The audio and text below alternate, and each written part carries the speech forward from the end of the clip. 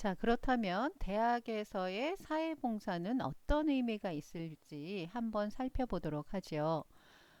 대학의 사회봉사, 우리 대학의 교육 이념 아시나요? 성실박의 봉사죠. 이 교육 이념을 실현하고 사회적 책임을 완수한다. 그리고 대학의 사회공헌 활동을 활성화하기 위해서 결국은 대학의 구성원인 교수, 직원, 학생의 사회봉사 활동을 우리가 굉장히 기본 요소로 우리는 보고 있는 것입니다. 자, 그렇다면 대학의 사회공헌이란 말은 무슨 말일까? 여러분, 기업의 사회공헌팀, 사회공헌 활동 이런 얘기 들어보셨죠? 기업의 사회적 책임이 강조되는 시대입니다. 예전에는 기업 하면은 경제적 이익을 창출하면 되는 곳이었어요. 거기다가 좀 더 덧붙이면 윤리적으로 깨끗하게 운영하면 되는 곳이었는데 이제는 그것뿐만 아니라 기업에서 사회적인 책임을 지는 기업이 건강한 기업이다 이런 얘기를 하죠. 그렇다면 이 사회적 책임에 대해서 조금 이따 얘기할 텐데 기업이 이럴지인데 대학은 더더욱이나 사회적 책임을 완수해야 되는 그런 기관이라고 할 수 있어요. 대학은 학문의 장이자 공동체 시민 양성의 장이기도 하고 그 다음에 전문 인력을 배출하는 곳이기도 합니다. 그래서 사회적 책임을 가지고 사회에 공헌하여 지역사회 발전에 기여해야 하는 곳이 바로 대학이기 때문에 대학의 사회 공헌은 굉장히 중요시되고 여기에 핵심 요소가 바로 봉사라고 할 수 있는 것이죠. 그러면 기업의 사회적 책임에 대해서 좀 살펴보도록 하겠습니다. 왜냐하면 여러분이 앞으로 졸업하고 취업을 나가는 데 있어서 기업의 사회적 책임, 사회 공헌 활동 때문에 기업에서는 자원봉사 경력이 있는 이타적이고 공동체 정신을 실현하는 직원을 뽑기를 원하지요. 그래서 사실은 자원봉사가 여러분이 취업하는 데 있어서도 굉장히 중요한 구직에 있어서의 경력이 되거든요. 그렇다면 이 사회적 책임이라는 게 뭐냐? 이익에만 집착하지 않고 사회 일원으로서 책임을 자각하여 사회적 책무성을 실천하는 것이다.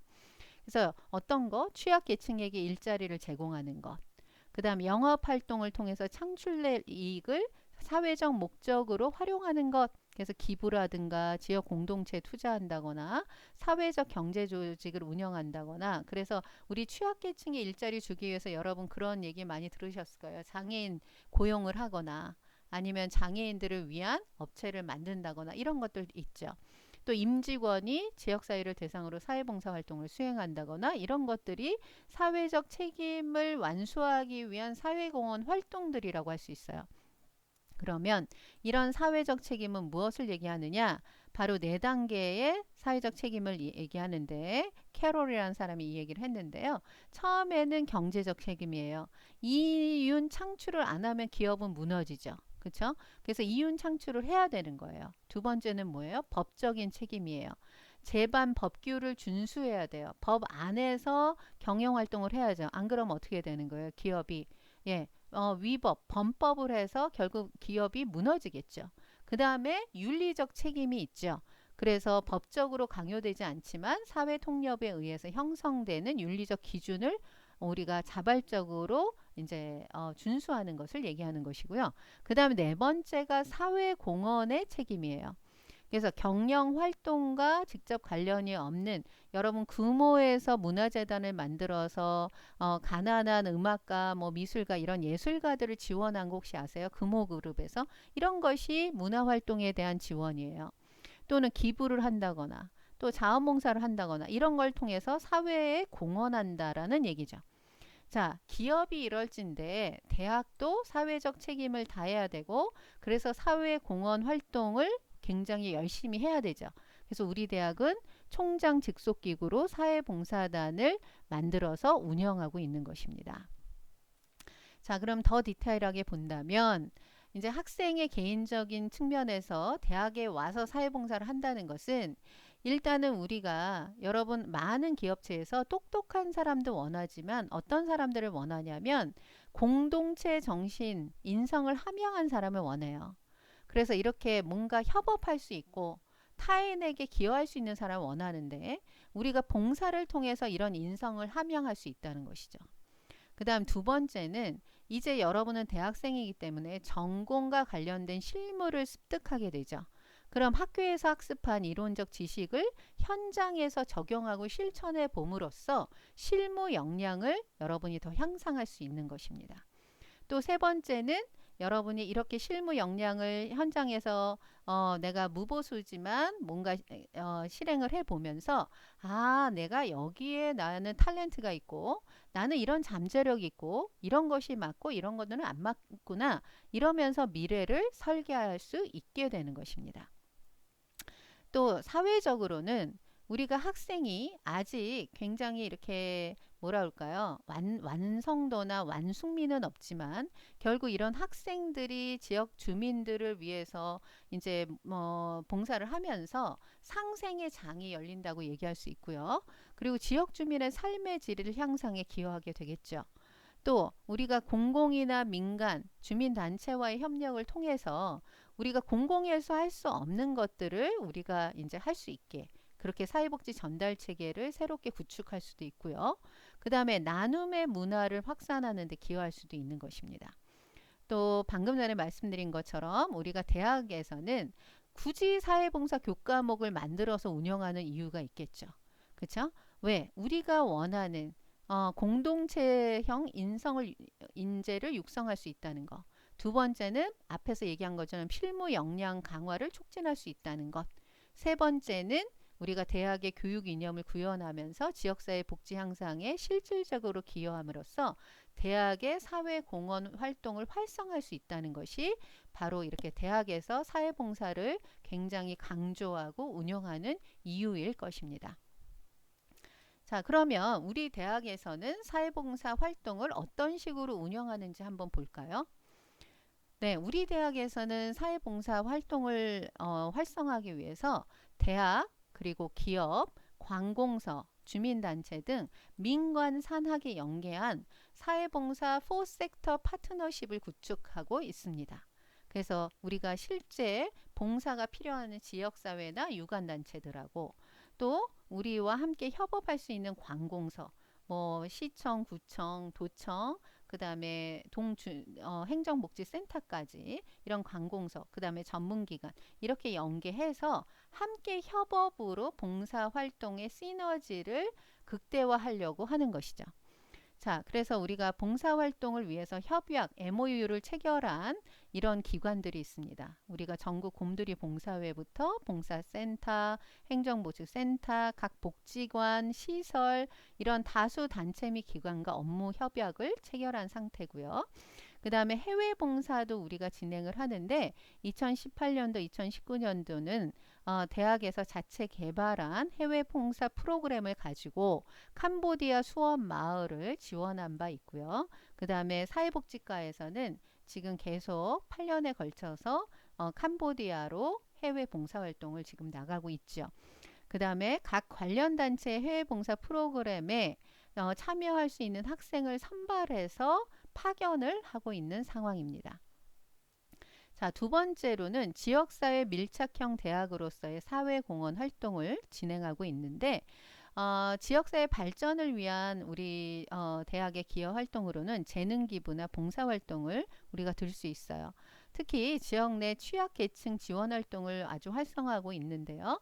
이동세탁 봉사라든가 김장봉사, 농어촌 봉사, 또 취약계층 주거환경 개선 봉사, 어르신 장수사진 촬영, 복지시설과 연계한 봉사활동, 또 전문 프로그램을 운영하는 거 이렇게 다양한 활동들을 우리 사회봉사단 주관으로 대학에서 진행하고 있음을 알 수 있습니다. 이거는 우리가 이제 화성에 연계해서 우리 고구마 캐기 좋은 날 해서 농촌 봉사활동 한 거 사진이고요. 그 다음에 우리 매년 김장 봉사를 하고 있죠. 그래서 이렇게 우리만 혼자서 하는 것이 아니라 지역 주민 관련 단체랑 같이 협업해서 김장을 해서 이것을 취약계층에게 나누어 드리는 이런 활동도 했었고요. 그 다음에 아동미술가를 중심으로 벽화봉사를 굉장히 많이 했어요. 그래서 여러분 수원역에서 학교 스쿨버스 타러 오는데 이렇게 보면은 벽화에 수원여자대학교 이렇게 써 있을 거예요. 그 벽화 봉사도 우리 대학에서 아동미술과를 중심으로 진행을 했었고요. 그 다음에 우리 음악가를 중심으로 작은 사람 음악회 해서 요양원에서 음악회를 하기도 했었고요. 또 폐안경을 수집해서 우리가 아프리카나 아시아에 이제 안경을 살 수 없는 사람들에게 이 안경을 수집해서 다시 지원을 하기도 했고, 그 다음에 장수사진을, 어르신들의 장수사진이 뭔지 아시죠? 영정사진, 이걸 찍어드려서 이렇게 지원을 하기도 했습니다. 자, 이거 말고도 사실은 예비대학생 진로 및 직업체험 봉사라는 것도 우리가 학교 사회봉사단 주관으로 진행을 하고 있어요. 수원이나 화성 지역의 초, 중, 고교생을 대상으로 진로 탐색 및 직업 체험 활동을 이제 우리가 무료로 진행을 해주는 거죠. 그래서 이렇게 간호학과부터 우리가 연기 영상과까지 다양한 학과들이 참여해서 자라나는 우리 예비 대학생인 초중고교생이 직업 체험을 해보고 대학 체험을 해서 자신의 진로 설정을 함에 있어서 도움이 될 수 있도록 이런 봉사활동도 진행하고 있습니다. 여기 보시면 굉장히 다양한 활동들을 하고 있는 것을 보실 수 있어요. 자, 이거 말고도 여러분하고 굉장히 밀접한 관련이 있는 것이 있는데요. 그게 뭐냐면 전공 봉사활동 지원 사업이에요. 여러분이 지역사회 경험학습 프로그램이라고 들어보셨을 거예요. 이제 학과별 전공 동아리를 지원하는 것인데, 이 학과별 전공 봉사 동아리가 이제 봉사 활동을 하는 데 있어서 경비를 지원하는 이런 것입니다. 그래서 여러분이 봉사를 하기에 가장 쉬운 방법은 학과나 대학 자체의 봉사 동아리에 여러분이 등록하시고 거기서 함께 활동을 하면 봉사 시간도 채워지고 봉사 장학금도 받을 수 있고, 예, 이런 일석이조의 이런 효과를 가져올 수 있는 거죠. 그래서 2020년을 봤을 때 35개의 전공봉사 동아리의 활동 예산을 3,150만 원 지원을 하고 있습니다. 자, 그 다음에 우리가 봉사자로서 그럼 어떤 기본 자세와 태도를 갖춰야 되는지를 좀 알아볼 필요가 있겠죠. 자, 그러면 봉사자로서 한번 생각해 보죠. 나 자신에 대한 이해를 내가 하고 있을까요? 내가 어디서 봉사하기를 원하는지, 또 내가 좋아하는 것이 무엇인지, 나의 강점과 약점은 뭔지, 또 나의 성격은 어떠한지, 또 내가 봉사를 하려는 이유는 뭔지, 또 봉사를 통해서 내가 얻고자 하는 것은 무엇인지. 자, 그리고 봉사자로서 봉사에 대한 준비가 되어 있는지 나 자신에 대한 점검이 먼저 되어야 할 것입니다.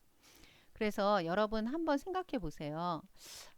우리가 기본 자세를 얘기한다면 내가 관심 있는 분야에서 하는 거랑 뭐 교수님이나 친구가 시켜서 또는 친구 따라 강남 간다고 친구가 저 동아리에서 저런 봉사를 한다니까 나도 그냥 할까? 그런데 나는 아동을 참 싫어하는데 여기는 아동봉사 동아리인데 그러면 여러분이 이걸 지속하기가 되게 힘들겠죠. 그래서 친구 따라 강남 가지 마시고 여러분이 일단 관심 있는 분야가 뭔지를 생각해 보셨으면 좋겠어요. 그 다음에 이 봉사라는 건 결국 약속입니다. 그리고 성실함과 책임감을 기반으로 해야 되죠. 왜? 우리는 대학생이 하는 봉사는 일회성보다는 지속성을 가진 봉사들이 많아요. 예를 들면 월 2회를 간다거나 주 1회를 참여한다거나. 근데 내 마음대로, 내키는 대로, 내가 하고 싶은 대로 하면 결국은 여기서 어려움이 많이 발생할 것입니다. 또 내가 흥미나 단순 호기심으로 봉사를 한다면 이건 오래 갈 수가 없겠죠. 자, 그래서 실제로 내가 이 봉사 기관에서 이렇게 지속적으로 책임감을 가지고 할 준비가 되었다면 기관이나 거기에 참여자, 즉 클라이언트가 원하는 활동이 무엇인지 여러분이 충분히 이해하셔서 이를 기반으로 봉사를 하려는 노력들이 필요한 것이죠. 또 여러분이 만나는 클라이언트, 우리 손님이라고 얘기하고 고객이라고 얘기했는데 그런 봉사 수혜자라고 얘기하는데 제가 수혜자를 되게 싫어한다고 그랬죠. 그래서 클라이언트라고 얘기하는데 이런 클라이언트에 대해서 내가 혹시 우월감이나 동정심을 가지고 접근하는 것은 아닌가. 우리가 앞에서 팔 없는 원숭이 얘기도 했죠.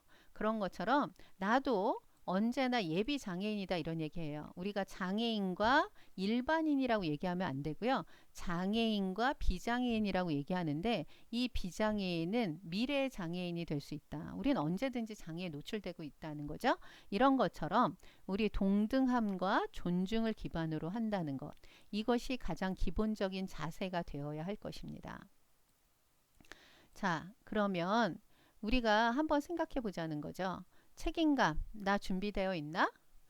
성실성, 약속 이행 준비되어 있나? 상대방의 입장에서 이해하려고 노력할 준비가 되어 있나? 또 배우려는 자세, 또 자원봉사자는 여러분 자원봉사자로서 책임도 있지만 자원봉사자이기 때문에 내 마음대로 하지 못해요. 그죠? 기관에서 요구하고 클라이언트가 요구하는 대로 이런 나의 권한의 한계가 있다는 것을 반드시 내가 받아들이고 이것들을 잘 정리해서 준비를 해야 되는 거죠. 그리고 자원봉사지에서 자원봉사 기관에서 클라이언트와의 관계에서 내가 아는 것에 대해서 내가 비밀을 준수할 것인가. 또 언제나 협력해서 일을 해야 되죠. 기관이나 클라이언트나 동료 자원봉사자들과. 근데 이런 모든 것들을 할 준비가 되어 있는지 나를 점검해야 된다는 거예요. 내 머릿속을 점검하고 내 마음을 점검하고. 네. 그래서 이렇게 기본 자세에 대해서 나에 대한 이해와 성찰이 먼저 돼야 한다라는 말씀을 드리고 싶고요. 자, 방금 전에 말씀드린 것처럼 우리 봉사 수혜자가 아닌 클라이언트, 고객을 대할 때 항상 우리가 고객을 대할 때 어떻게 하나요? 무시하나요? 동정하나요? 그렇지 않죠. 네, 계속 말씀드립니다. 존중, 인정, 긍정적 관심, 그리고 가장 중요한 게 예의예요. 예의를 갖추고 그 다음 비밀 보장을 하는데 여러분이 인스타그램이나 페이스북을 하신다면 SNS에 봉사했을 때 클라이언트랑 함께 찍은 사진을 함부로 막 올리시거나 하시는데 이것은 비밀 보장에 위배되고 초상권 침해가 될 수 있어요. 그래서 사진을 찍으실 때도 반드시 그분한테 여쭤보고 그분이 자신의 얼굴이 노출되어도 된다면 상관이 없지만 그렇지 않을 경우에는 그분 얼굴이 나오지 않게 클라이언트 고객의 얼굴이 나오지 않게 여러분이 사진을 찍는다거나 아니면 자원봉사 일지에다가 우리가 만났던 클라이언트들의 이름을 그대로 쓴다거나 그들의 개인정보를 그대로 노출하는 것이 아니라 익명을 보장해서 예를 들면 이땡씨 뭐 이렇게 우리가 항상 비밀 보장을 항상 준수하는 것 이런 노력들이 필요한 거죠. 그리고 진솔하게 순수한 마음으로 클라이언트와 의사소통을 하고 또 욕구를 파악하고 그 다음에 클라이언트가 무슨 얘기를 하려고 하는지를 파악하려고 노력하는 것 굉장히 중요하죠. 그 다음에 항상 배우려는 자세. 거기 있는 사회복지사라든가 선생님들이 거기 직원들이 뭔가 여러분한테 피드백을 주실 때 그것에 대해서 감사한 마음으로 수용하고 이걸 수정 보완하려고 애쓰는 것도 굉장히 여러분이 해야 될 그런 자세라고 생각이 들어요. 자, 이것만은 정말 조심해 주세요 하는 것들이 있죠. 내가 도와주는 사람이니까 무보수니까 내 마음대로 해도 되는 거 아니야? 이런 자세는 정말 여러분 조심하셔야 되고요. 무시, 조롱, 비난, 논쟁, 동정, 아는 척 또는 캐묻기, 대가를 바라며 왜 고마워하지 않지? 이런 얘기 제가 굉장히 많이 들었어요. 아니 봉사를 받았다. 내가 봉사자인데 왜 나한테 고마워하지 않느냐? 여러분 이것은 여러분이 스스로 원해서 하는 활동이에요.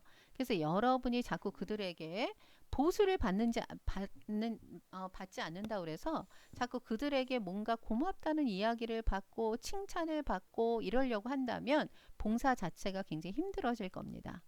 그리고 사적으로 만남을 갖는다거나 개인적인 관계, 접촉 이런 것들은 여러분 지양해 주시기 바라고요. 봉사 시간에만 충실히 그들과 함께 하시고 그리고 만약에 사적으로 전화번호를 가르쳐 주세요. 뭐 이런 얘기를 했을 때 전화번호를 가르쳐 줘서 문제가 된 경우가 많습니다. 그래서 이거는 그 기관의 지침에 따라 주셔야 되고요.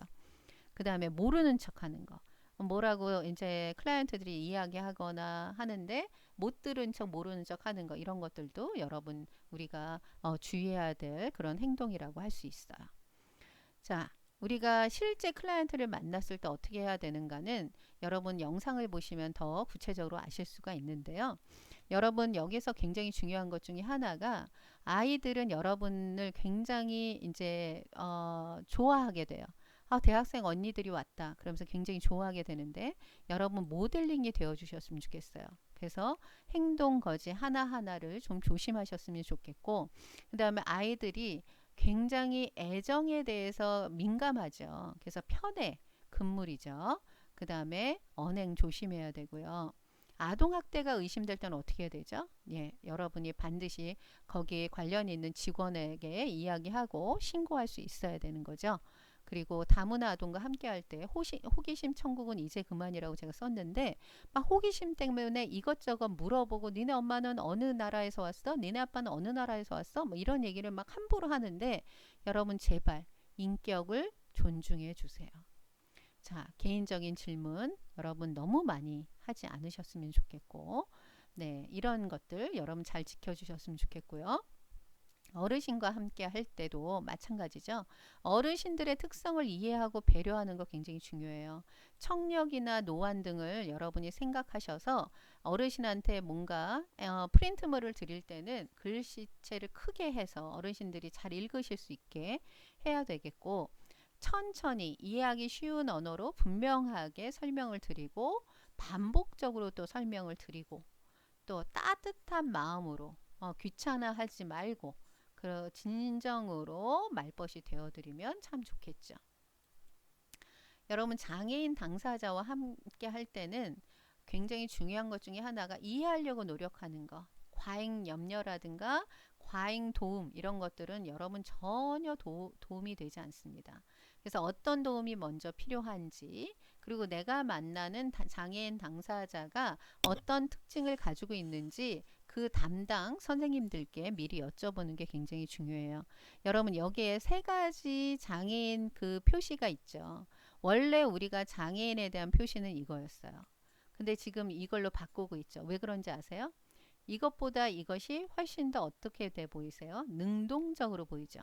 그래서 장애인이 더 이상 도움만 받는 사람이 아니라 스스로 능동적으로 자신의 삶을 살아가는 사람이라는 표시를 여기서 보이기 위해서 우리가 장애인 표기를 이렇게 바꾼 겁니다. 자, 이렇게 이것만 봐도 상징적으로 우리가 알 수 있죠. 장애인은 내가 무조건 도와야 되고 내가 불쌍하게 생각하고 장애를 극복한 사람은 훌륭하고 장애를 극복하지 못한 사람은 훌륭하지 않고 이렇게 보면 안 된다는 거죠. 그래서 여러분 미리 그 장애의 특성도 알아야 되지만 한 사람 한 사람의 욕구도 알아야 되는 거예요. 그래서 지나치게 여러분이 보호하려고 하거나 과잉 행동하는 것은 여러분 조심하셔야 됩니다. 여러분 자원봉사를 잘 하려면 어떻게 해야 될까요? 네, 자원봉사는 함께하는 활동입니다. 누구랑? 내 친구들하고 동료 자원봉사자랑도 함께 해야 되죠. 또 클라이언트들과도 함께 해야 되죠. 그 기관, 단체와도 함께 해야 돼요. 자, 그렇기 때문에 내가 더더욱 책임감을 가지고 해야 되겠죠. 그리고 협업을 잘해야 되겠죠. 그 다음에 계획하고 실천하고, 그 다음에 실천에 대해서 내가 선생님들의 피드백을 받고 반성과 성찰을 통해서 또 보완하고 하는 반복의 과정입니다. 이것들을 충실히 하면 그만큼 내가 얻는 것이 훨씬 더 많겠죠. 그리고 약속은 꼭 지켜주세요. 그래서 지킬 수 있는 약속만 여러분이 하시는 게 굉장히 중요합니다. 자, 그래서 자원봉사를 잘 하려면 어떻게 해야 되는지 여러분 영상을 한번 보셨으면 좋겠어요.